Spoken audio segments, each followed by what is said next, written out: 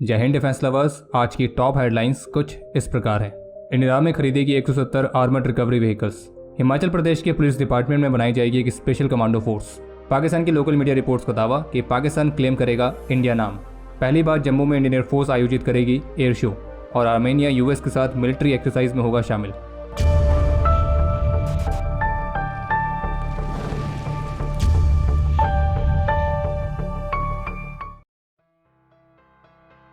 Indian army ने अपनी operational capabilities को इनहेंस करने के उद्देश्य के साथ 170 आर्मर्ड रिकवरी व्हीकल्स यानी कि ARVs को खरीदने की प्रोसेस को स्टार्ट कर दिया है और इन व्हीकल्स की खरीद के लिए मंगलवार को आर्मी की तरफ से RFI जारी की गई है। और इस RFI के मुताबिक ये जो आर्मर्ड रिकवरी व्हीकल्स हैं यानी कि ARVs, तो इनकी खरीद मेक इन इंडिया और आत्मनिर्भर भारत इनिशिएटिव के फ्रेमवर्क के तहत ही की जाएगी। और RFI में इस बात को भी मेंशन किया गया कि आर्मी को जिस तरह के ARVs की रिक्वायरमेंट है तो वो अलग अलग तरह के वेदर कंडीशंस और अलग अलग तरह के टेरेंस जिनमें हाई एल्टीट्यूड माउंटेनियस रीजन्स भी शामिल हैं, तो इन सभी जगहों पर ऑपरेट करने में सक्षम होने चाहिए, क्योंकि इनका इस्तेमाल भारत के वेस्टर्न बॉर्डर्स के साथ plain areas, semi desert areas, desert areas, तो इन जगहों पर क्रॉस कंट्री ऑपरेशंस के अलावा भारत के नॉर्दर्न बॉर्डर्स के साथ लगे हाई एल्टीट्यूड वाले एरियाज जैसे कि पूर्वी Ladakh, central sector, north Sikkim, तो इन जगहों पर भी इन्हें ऑपरेट किया जाएगा। बाकी इनका जो ग्रॉस वेट है वो 50 टन से कम होना चाहिए और इन्हें लो थर्मल एंड एकॉस्टिक सिग्नेचर के साथ डीजल फ्यूल बेस्ड इंजन के साथ इक्विप्ड किया जाना चाहिए। बाकी इन व्हीकल्स में 12.7 mm की anti aircraft machine gun, smoke grenade launchers, तो इस तरह के आर्मामेंट से व्हीकल्स इक्विप्ड होने चाहिए। बाकी इनमें armour protection, CBRN protection, fire से प्रोटेक्शन, वाटर, मॉइस्चर और डस्ट, तो इन सभी चीज़ों से बचाने के लिए पर्याप्त प्रोटेक्शन सिस्टम इसमें होने चाहिए। बाकी आपको बता दें कि आर्मर्ड रिकवरी व्हीकल्स उन ट्रैक प्लेटफॉर्म को कहा जाता है जो कि ऑपरेशंस के दौरान आर्मर्ड फाइटिंग व्हीकल्स के लिए रिपेयर और रिकवरी कवर प्रोवाइड करते हैं। यानी कि अगर मान लीजिए युद्ध के बीच में हमारा कोई आर्मर्ड फाइटिंग व्हीकल डिसेबल हो जाता है तो फिर वहाँ पे रिपेयर और रिकवरी सर्विस प्रोवाइड करने के लिए इन ARVs का इस्तेमाल किया जाता है। और आर्मी जिन ARVs को ले रही है तो उसमें ड्राइवर और कमांडर के साथ टोटल 6 लोगों को कैरी करने की कैपेबिलिटी भी रहेगी। और इतना ही नहीं बल्कि यूटिलिटी इक्विपमेंट जैसे कि crane, dozer, winches, general tools, special maintenance tools, ancillary equipment जिनकी मदद से रिपेयर और रिकवरी रोल को पूरा किया जा सके, तो वो भी इसमें रहेंगे। हिमाचल प्रदेश के मुख्यमंत्री की तरफ से बताया गया है कि हिमाचल प्रदेश के पुलिस डिपार्टमेंट में एक स्पेशल कमांडो फोर्स का गठन किया जाएगा और इस कमांडो फोर्स के लिए जो रिक्रूटमेंट है वो जल्द ही शुरू होगी। बाकी इसके अलावा एक अपडेट यह है कि Indian air force drone federation of India के पार्टनरशिप के साथ 25 और 26 सितंबर को भारत ड्रोन शक्ति 2023 को को-होस्ट करेगी। और जो भारत ड्रोन शक्ति 2023 है ये इंडियन एयरफोर्स के हिंडन एयरबेस पर होस्ट किया जाएगा। और ये एक ऐसा इवेंट है जिसमें भारत की ड्रोन इंडस्ट्रीज अपनी फुल कैपेसिटी में अपने कौशल को पेश करेंगी।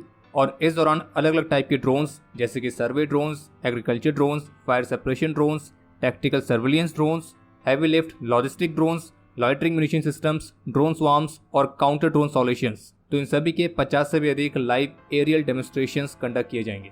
और इस इवेंट में 75 से अधिक ड्रोन स्टार्टअप्स और कॉर्पोरेट्स पार्टिसिपेट करेंगे। और ऑफिशियल्स का कहना है कि ये जो इवेंट है ये एक ग्लोबल ड्रोन हब बनने की भारत की प्रतिबद्धता को बढ़ावा देगा। बाकी आगे बढ़ने से पहले हम आपको सूचित करना चाहेंगे कि हमारी ऑफिशियल मोबाइल एप्लीकेशन में क्विज चैलेंजेस लाइव हो चुके हैं जो कि हर किसी के लिए ओपन है और इसके माध्यम से आप अपने डिफेंस नॉलेज को टेस्ट कर सकते हैं। तो इसलिए अगर आपने डिफेंस स्क्वाड मोबाइल एप्लीकेशन को अभी तक डाउनलोड नहीं किया है तो आज ही डाउनलोड करें और इस क्विज में पार्टिसिपेट करके अपनी डिफेंस नॉलेज को टेस्ट करें।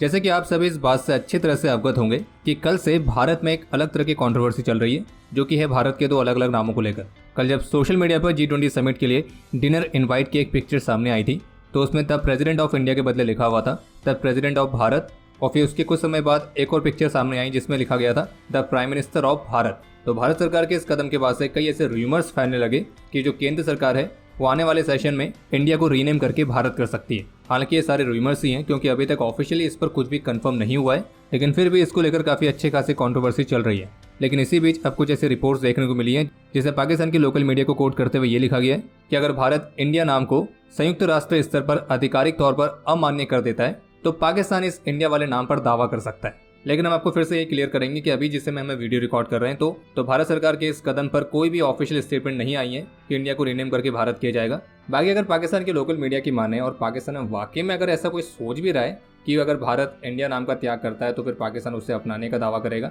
तो उस पर तो यही कहेंगे कि अभी गाँव बसा नहीं और लुटेरे पहले आ गए। वैसे लाइन में कुछ मजा नहीं आया ना, एक्चुअल में लाइन ये होनी चाहिए अमीर आदमी देखा नहीं और डैश डैश डैश। बाकी इसके आगे की लाइन आप कमेंट सेक्शन में लिख सकते हैं। लेटेस्ट मीडिया रिपोर्ट्स के मुताबिक 21 सितंबर को इंडियन एयरफोर्स जम्मू एयरफील्ड पर अपनी तरह का पहला एयर शो कंडक्ट करेगी। और ये जो एयर शो है ये लोकल एडमिनिस्ट्रेशन के कोलैबोरेशन के साथ ऑर्गेनाइज किया जाएगा, जिसमें कई अलग अलग वैरायटी के एयरक्राफ्ट जैसे कि फाइटर जेट्स, हेलीकॉप्टर्स, ये सभी इसमें पार्टिसिपेट करेंगे। और ये अपनी तरह का पहला ऐसा एयर शो होने वाला है जो कि जम्मू में आयोजित किया जा रहा है।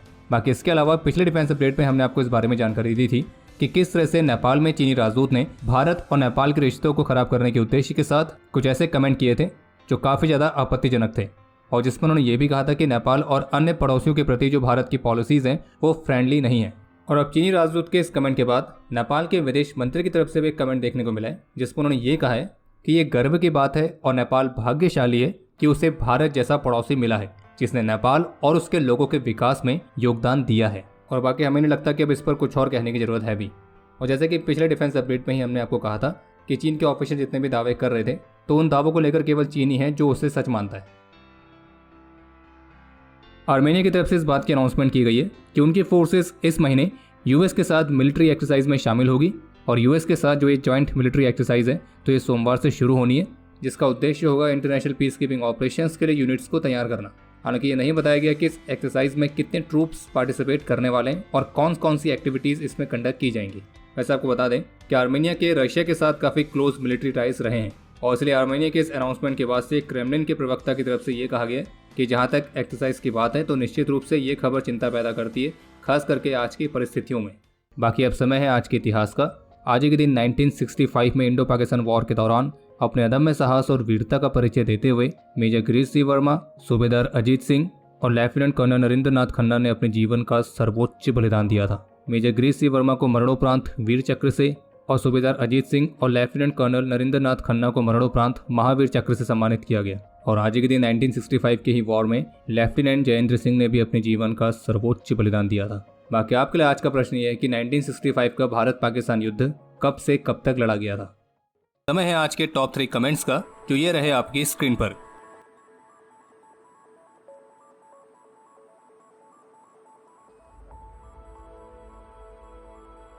आज के इस एपिसोड के लिए इतना ही। उम्मीद है आपको एपिसोड पसंद आया होगा। अगर पसंद आए तो वीडियो को लाइक कीजिए, शेयर कीजिए, और बाकी हमारे मर्चेंडाइज के नए डिजाइन्स को चेकआउट करना ना भूलें, जिसका लिंक आपको वीडियो के डिस्क्रिप्शन में मिल जाएगा। और बाकी अगर आपने चैनल को सब्सक्राइब नहीं किया है तो चैनल को भी सब्सक्राइब जरूर करें।